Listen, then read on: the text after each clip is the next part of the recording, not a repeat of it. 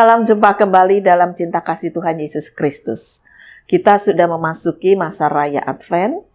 Apakah kita masih banyak melakukan dosa tanpa upaya? Atau kita akan bersyukur karena kasih karunia yang meneguhkan kita sebagai anak-anak Tuhan? Bacaan firman Tuhan dari surat Roma pasal 6 ayat 1-16. Mari kita berdoa. Tuhan Yesus, kami sadar bahwa kehidupan kami belum bisa lepas dari dosa. Mungkin karena kami kurang upaya. Namun biarlah kami disadarkan bahwa sesungguhnya hidup kami saat ini dalam kasih karunia, dalam damai dengan Allah Bapa melalui Yesus. Oleh karena itu, ajarkan pada kami untuk kami berani hidup di dalam kasih karunia Tuhan, mempersiapkan diri menyambut kedatangan-Mu yang kedua kali dalam masa raya Advent ini. Kiranya Roh Kudus-Mu berkarya. Inilah doa kami dalam nama Tuhan Yesus Kristus. Amin. Jika demikian, apakah yang hendak kita katakan? Bolehkah kita bertekun dalam dosa, supaya semakin bertambah kasih karunia itu? Sekali-kali tidak. Bukankah kita telah mati bagi dosa? Bagaimanakah kita masih dapat hidup di dalamnya? Atau tidak tahukah kamu bahwa kita semua yang telah dibaptis dalam Kristus telah dibaptis dalam kematiannya? Dengan demikian, kita telah dikuburkan bersama-sama dengan Dia oleh baptisan dalam kematian, supaya sama seperti Kristus telah dibangkitkan dari antara orang mati oleh kemuliaan Bapa, demikian juga kita akan hidup dalam hidup yang baru. Sebab jika kita telah menjadi satu dengan apa yang sama dengan kematiannya, kita juga akan menjadi satu dengan apa yang sama dengan kebangkitannya.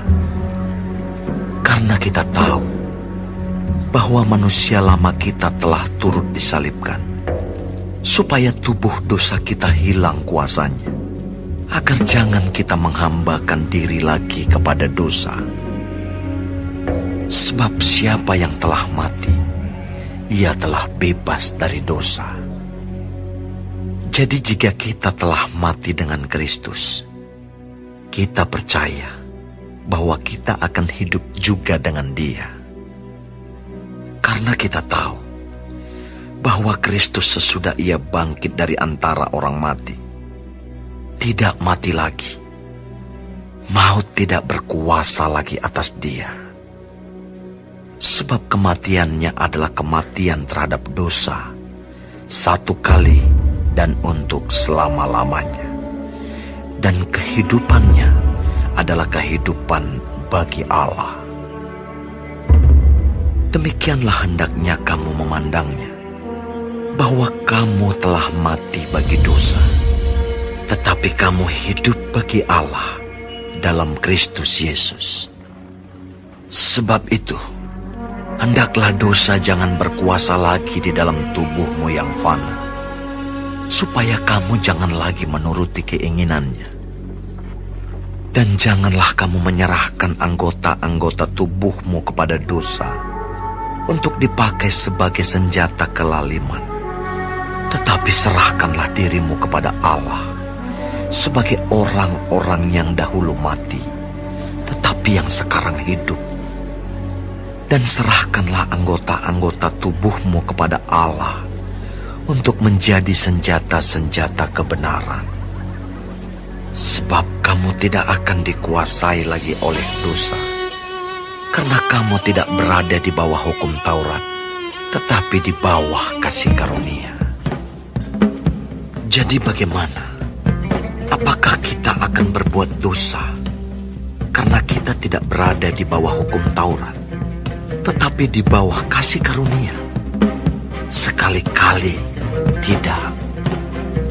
Apakah kamu tidak tahu bahwa apabila kamu menyerahkan dirimu kepada seseorang sebagai hamba untuk mentaatinya, kamu adalah hamba orang itu yang harus kamu taati, baik dalam dosa yang memimpin kamu kepada kematian, maupun dalam ketaatan yang memimpin kamu kepada kebenaran. Bapak, Ibu, dan saudara-saudara, kita ini sebetulnya kan hidup di dalam kasih karunia, bukan di dalam kuasa dosa, karena kita sudah mendapatkan tebusan dari Yesus. Nah, sekarang kita memasuki masa raya Advent. Masa raya Advent ini mempersiapkan kita untuk semakin dekat dengan Yesus. Dan ketika tiba waktunya, kita akan bersama-sama berjalan dengan Yesus menuju surga. Siapa yang tahu kapan waktu kita dipanggil oleh Tuhan? Tidak seorang pun tahu. Seorang pasien diupayakan untuk sembuh di rumah sakit, lalu dia minum obat. Ketika minum obat, entah bagaimana dia tersedak. Lalu, ya sudah, dia pulang. Siapa yang tahu? Masuk rumah sakit itu kan upaya untuk sembuh. Minum obat, upaya untuk sembuh. Tetapi ketika dia tersedak, ya itulah saatnya. Jadi kita tidak pernah tahu, hanya kita berupaya untuk selalu hidup dalam kasih karunia. Sehingga kapanpun waktunya, kita siap. Bapak, Ibu, dan saudara-saudara, itulah firman Tuhan yang kita baca. Mengingatkan jangan lagi kita dikuasai dosa. Tubuh kita ini sudah tidak lagi seharusnya berbuat dosa. Apapun itu. Kemarahan, omelan, main tangan, main kaki, kemudian mencuri, pikiran jahat, dan sebagainya. Ya. Apapun, hindarilah dosa. Lalu dasarnya apa? Kita bisa kuat menghindari dosa. Dikatakan kita hidup dalam kasih karunia. Karena kita sudah dilepaskan dari kuasa dosa yang begitu kuat mencengkeram kita. Lalu sekarang kita hidup dalam kasih karunia. Itu yang harus kita pegang. Saya sudah didamaikan dengan Allah Bapa. Ini kasih karunia. Ini perbuatan Allah yang besar melalui Yesus. Jadi harus saya hargai dengan sungguh-sungguh. Mau marah, ingat kasih Yesus. Tubuh ini sudah diperbaharui. Ya, mau ngomel, ingat. Ini tubuh sudah diperbaharui dalam kasih karunia. Mari kita sampaikan segala sesuatu dalam bahasa yang baik. Meskipun kita tidak cocok, meskipun kita jengkel, meskipun kita tersinggung, jangan mencari pemuasan hawa nafsu dunia. Nanti terjebak lagi dalam dosa. Tapi ajarkan Tuhan untuk menyampaikan segala sesuatu di dalam bahasa-bahasa penuh cinta kasih karunia. Seorang ibu duduk di kursi roda mendatangi sebuah rumah retret. Lalu penjaga itu menyambutnya dan bertanya, "Bu, kok sekarang duduk di kursi roda?" "Iya, rupanya saya tidak semakin sehat, tapi juga tidak sangat parah." "Kayaknya ibu sudah beberapa kali ya ke tempat ini." "Iya, betul. Setiap tahun saya datang ke sini untuk berdoa, merenung, dan mengucap syukur. Ini kali kelima saya datang ke tempat ini." "Iya," Bapak penjaga itu mengatakan, "dulu ibu datang masih sehat, pakai jalan kaki, masih kuat, dan sebagainya. Ini tahun kelima ibu harus duduk di kursi roda. Bagaimana toh ibu ini?" Ibu itu bercerita begini, "Pak, saya ini menderita tumor di kepala yang menghambat pikiran, perkataan, tubuh saya, dan sebagainya. Tetapi karena kasih karunia, saya bertahan untuk hidup.